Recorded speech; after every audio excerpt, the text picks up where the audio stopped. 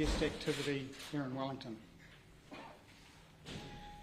When our police staff deployed this morning to do what was the right thing to do, as we've always said, opening up the roads and allowing people to go about their business, there was a group within the protest community who decided that they would challenge the police and aggressively. 3 of our police staff had been admitted to hospital with a substance that was thrown at them by the protest group. You will have seen our staff deploying with shields. The decision to deploy with shields was because we were aware that there were members within the protest group who were determined to again throw human faeces at our police staff. As a result of the conflict this morning, which is disappointing to all of us, 3 people have been arrested. 2 of those people have been arrested for obstruction, and a 3rd person has been arrested for driving in a dangerous manner. You will have seen the footage that demonstrated an individual chose to drive the wrong way down Molesworth Street at police staff. And I acknowledge the magnificent work of those police staff to take that individual into custody. And the vehicle has been seized. Our focus remains on opening the roads up to Wellingtonians, to doing our absolute best to restore peaceful protest. The behaviour of a certain group within the protest community is absolutely disgraceful. Police officers are going about their work as best as they possibly can to bring peace to this situation. We are working very, very hard to reduce the impact of that protest on the community here in Wellington. And to be met with the resistance that we saw this morning is very disappointing for everybody. We continue to work very hard with leaders amongst the group to de-escalate this situation, to ensure that everybody is safe, to show respect to Wellingtonians who need to go to work, go about their private lives and go to school. But this sort of behaviour from a group within that protest community is disgraceful and unacceptable. And we will continue to work with the leaders within the group to help bring calm to those who are determined to do something different. An update on the 3 police staff. They are recovering well. But that sort of behaviour, where there's an attempt to there's an intent to throw human faeces at police staff, some other substance that has resulted in 3 staff in hospital, is incredibly disgraceful, and we will deal with that affirmatively. And our staff are being well supported in terms of those that have either been injured or in hospital, or whose work here over the last 2 weeks is taking its toll on them personally.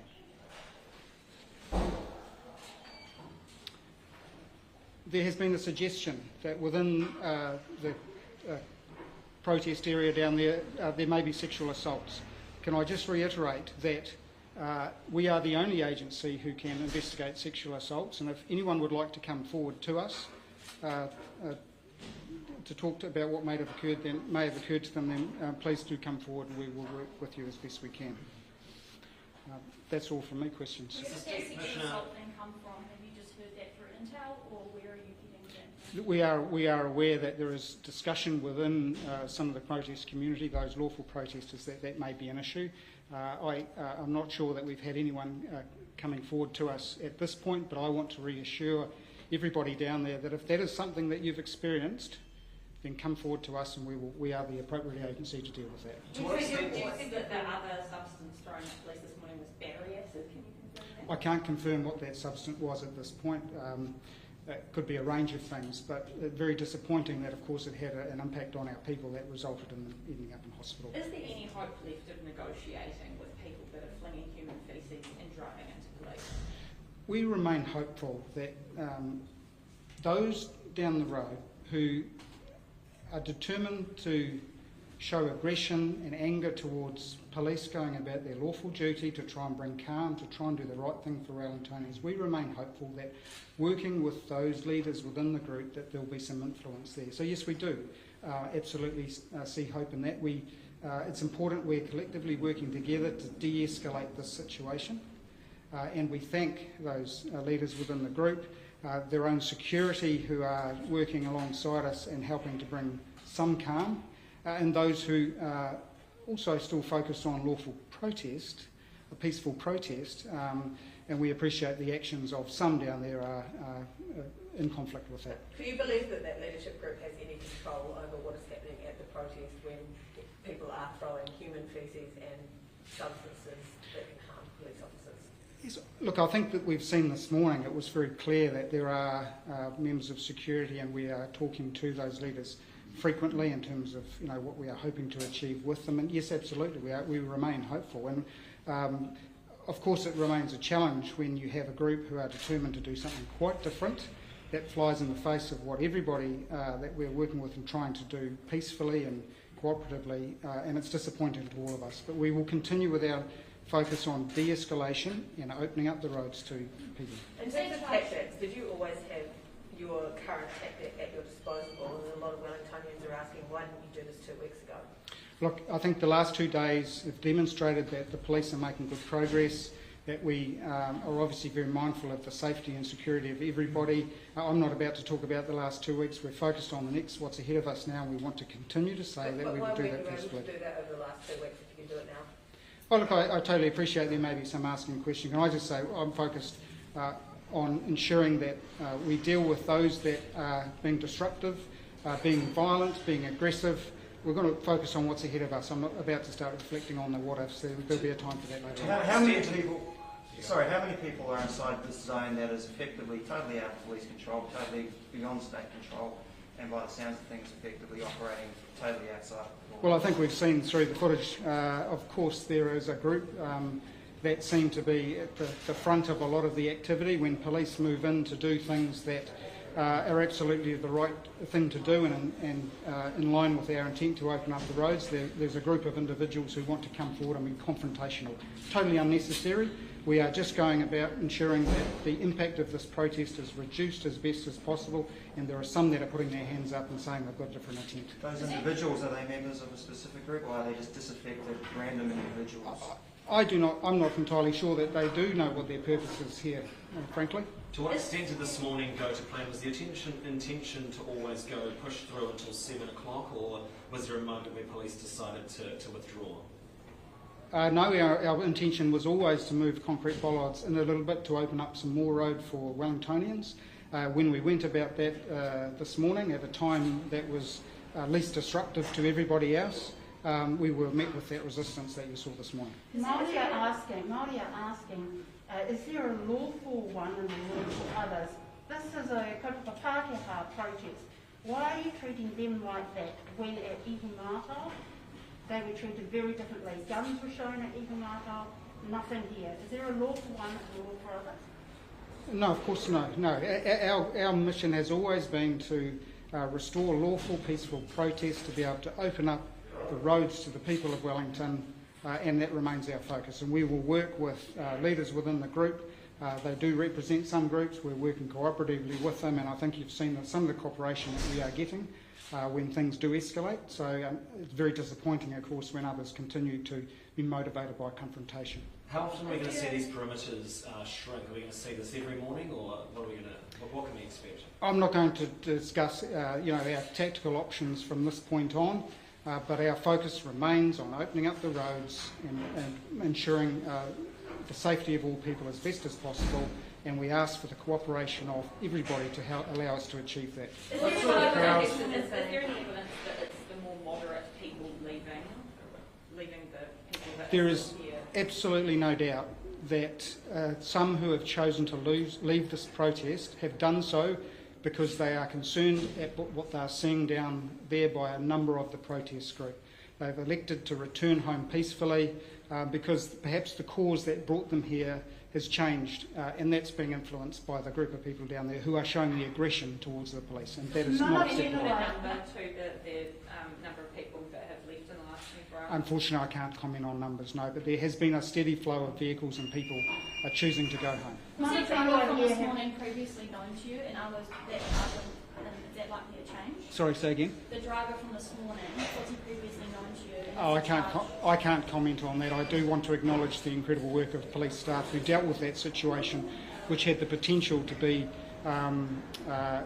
obviously place not only the public but obviously police staff at risk. Do you think he intended to harm the staff? I can't comment on that at this point in time. Sorry. Were any staff harmed by the car? Sorry? Were any staff harmed by the car? No, there was no injury to any police staff. There was no injury to the person who was behind the wheel of that vehicle. He is now facing charges, and we are looking at other charges possibly that may relate to his behaviour this morning. One of the things that the protesters are saying is when they saw police turn up with those riot shields, it was really confrontational. Yep. Do you think that escalated tensions by wearing that gear, and why was it so necessary to do so? The reason we used shields this morning was to protect our people. We had information to say that more human waste was going to be thrown at the police officers who are just trying to move some bollards to reduce the impact of that protest. It was entirely appropriate that we use shields to protect our police staff from faeces and anything else that might be getting thrown at them. We did not deploy those with the intent of causing any more aggression or escalation. Were any of your staff armed this morning? No. Is more protection needed considering they came in with those shields, but 3 officers then were injured? We, of course, continue to look at what we can do to ensure the safety of our police people who just want to go about reducing the tension that is being shown by some and the violence towards police and other people. So we will continue to look at options to keep our people safe. Are you having an ongoing discussion with mana whenua around what's happening here? Are they participating in the strategy? There are a number of conversations happening across iwi leaders as well in terms of other solutions, but we're talking to a lot of people. No particular group is necessarily going to change the situation here. We will continue to engage with anybody who wants to achieve the same outcome as the police. How many staff at the protests have caught COVID, and are you concerned they've caught it from protesters? Look, police people represent the community. Let's not forget that mums and dads, brothers and sisters, it's entirely normal to expect that some police people will test positive, and that has occurred, but I'm not going to comment on any Are numbers. you looking at bringing in any more staff from other regions? I can't comment on this at this stage, but we have been bringing in staff from around the country to help with the situation here, and we will continue to do that for as long as it is necessary. What is the current estimate on crowd numbers? Sorry, what's the current estimate on crowd numbers and vehicle numbers? I don't have the latest information this morning, but I think as of yesterday there were approximately 800, 900 vehicles. That number has reduced as people have elected to head home. In terms of numbers, it's only natural that we see a swell in numbers during the day as people come in for the day, but then they leave peacefully at the end of the day. Wahia was intimidated at Pipitea Marae last week. Are the police following up on that? I can't comment on specific situations, so I'm not aware of that. But of course, if someone has come forward to us with a concern, then we will of course be looking at that. Is there anything being done to protect iwi buildings and land?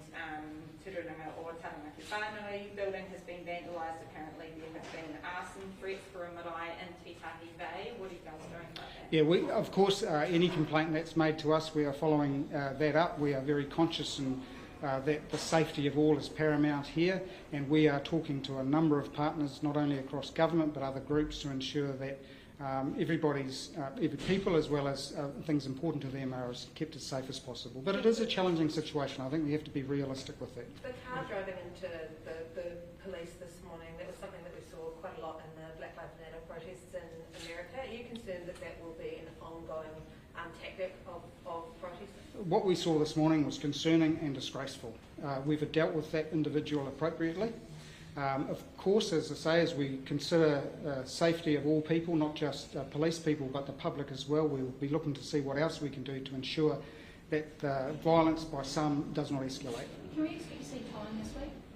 I'm not going to comment on what our tactics are. We've seen towing already, and that of course remains an option to us, but as we've said all along, our aim is to de-escalate the situation. People can elect to depart, as many have done that, and one of the reasons I say again that we put the concrete barriers in place is to control the flow so that people can depart, head home.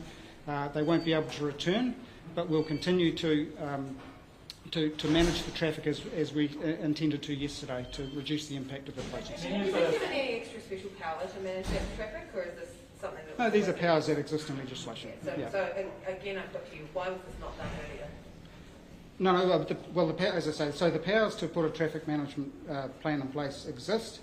We have worked closely with a bunch of leaders across the protest group to try and do that voluntarily, and we then made a decision, obviously, over the weekend that we were going to be putting some hard barriers in place because we weren't getting the progress that we had hoped, and the people of Wellington deserve better than that. It could have been done a week ago. Can you say how many officers had feces thrown at them this morning? No, I can't comment on it at this stage. I'm not aware, but obviously we saw yesterday that being a disgusting tactic used by some, and the information we had this morning that was likely to occur again.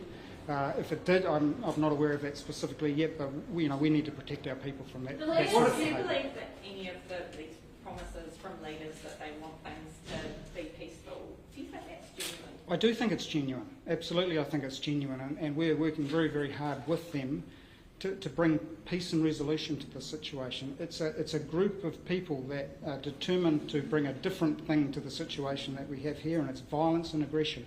And we can't tolerate that. The people of Wellington don't deserve that. So we'll continue to work with them, with that leadership group and their own security and other peaceful protesters to try and moderate some of that disgraceful behaviour. What, if any, steps are you taking to impose financial sanctions or freeze the bank accounts of some few extreme elements who are publicly calling for mass executions, that kind of extreme behaviour?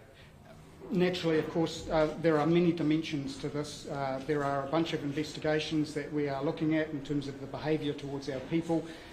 We are interested in funding, and we will absolutely use the powers available to us in legislation if that is being used for the wrong Is purposes. that actually a police jurisdiction, or would you have to work with other agencies? We always work with other agencies when it involves money flows, but obviously the police have the opportunity to make decisions on what path we take there. Police had Thank you. said, police had said that they had previously told the protest group that the blocks would be moved this morning. When did that communication start, and was there enough time for that message to be passed on to the crowd that were quite surprised this morning? We've always been completely open and transparent with the people that we've been working with, the protest leaders, of what we are trying to achieve, and to do that peacefully and with everybody's cooperation. But when were they told that the blocks were going to be moved this morning? No, I'm not going into when we've been speaking to people. I don't think that's fair. All I want to say is that we continue to work closely and openly with people within that group to help moderate the behaviours of those people who are determined to take a different path. What do the leaders that you're speaking with think about feces being thrown at officers and unknown substances? There is absolutely no doubt that whether it's the leaders within that protest group, whether it's the people of New Zealand, or whether it's police staff, throwing of human faeces at anybody is disgraceful behaviour, and we will deal with that. To what extent There's is a lot of internal commentary. conflicts affecting the communication that you guys are having with leaders? We have observed some conflict within various protest groups. Some of that may be as a consequence of frustration as a result of some taking the purpose for why many would be here down a different path. That it was not the intention of anybody, certainly at the outset. There's a lot of commentary online suggesting that the bad behaviour is coming from infiltrators, not actually linked with the protest. Is there any evidence to suggest that is true? Look, there is a wide range of different types of people here in Wellington, and it is quite possible that there are a number within that group who have come here with the intention from the outset of being disruptive. That's disappointing, and I think you've seen some of those people put their hands up. We'll deal with them assertively and effectively until we can bring resolution and peace to the situation. Well, One of the other theories is that either police or government has planted these people to make the protesters look bad. Is there any evidence of that? No. What, if any, timeline are you and protest organisers working to establish resolution and make this a completely lawful, peaceful protest? Have you established any timelines or goals in that sense? The sooner the better we can get this situation resolved and return to peaceful, lawful protest, the better for everybody. What would you be happy with? Days, weeks, months? I would be saying days. I think common sense applies here. The sooner we can prevent what we've seen this morning occurring by some, the better for everybody. We would continue to focus on de-escalation, opening up the roads, restoring lawful, peaceful protest. The sooner that happens, the better it is for everybody, including those among the protest group who are here for a genuine purpose of lawful And protest. how confident are you that the genuine protesters share that goal of yours? Very confident, because that's what we're hearing from the leaders we're working with, who do represent a large portion of the people that are here. If that violence escalates any further, is there any thought being given to calling in military? I'm not going to comment on that. Look, police are well trained to deal with these situations. You've seen the professionalism and the patience of police staff over the last 2 days. So we have a range of tactical options available to us. Of course, we can escalate, as has been said. Ideally, we don't have to go there. People need to do the right thing. So we're not focused on anything beyond police at this Are point in police time. aware of alleged threats to breach parliamentary buildings this morning? Look, there's certainly been some commentary